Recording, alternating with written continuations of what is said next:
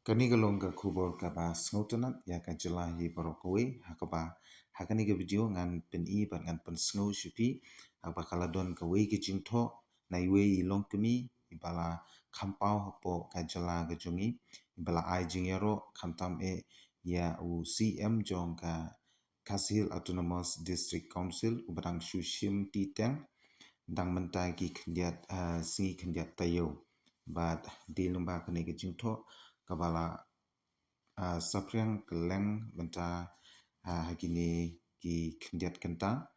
de sngoba banya SNGAP bat banpe yakani ka video ayu ki paiba ki keren hadin ba ini ikong ila pensngeu bat ila ajing yaro nakabenta UCM jong ka KHADC ubta bedei uba Shemborlang naka parti VPP Deswa bangan kelai shupi haka ktien khasi ngan puliswa haka ktien pareng.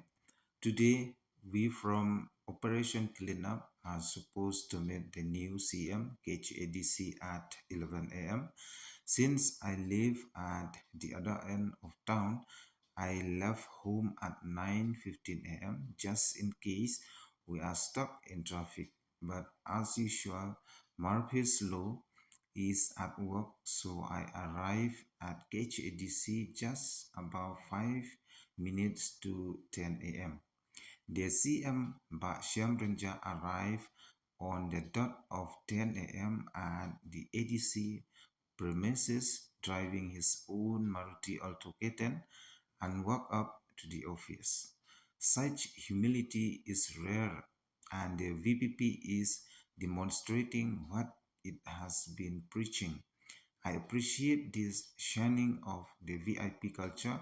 and hope other less important persons follow this example. Hangne laong ba itei kong bat ka group jong ka Operation Cleanup kila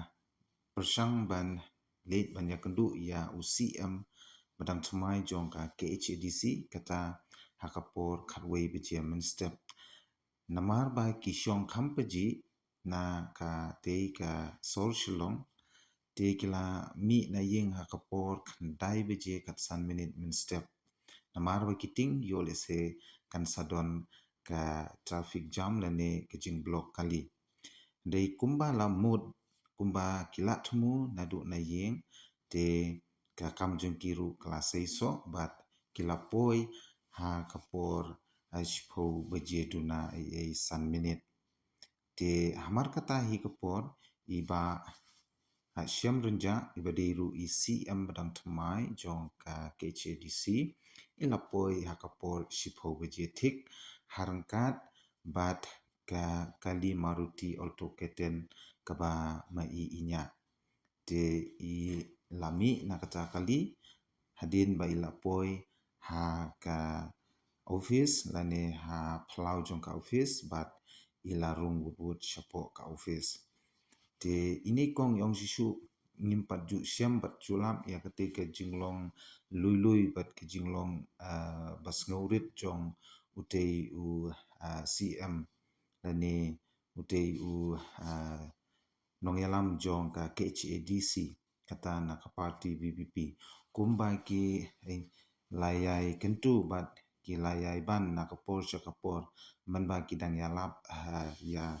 ka election ru ba kikular bakin train na kumta upai ba namar ba kilong kisakri te kumta ini iba Shemborlang jaru ilapen i ya kajing surit kejong i da kaba ile ya kane ka KAM kaba empat judon manoru bale tini kong ila yo i bat ila sngow ngu sikade ya kajinglong sngorit jong ini CM badang tumai tekermen ba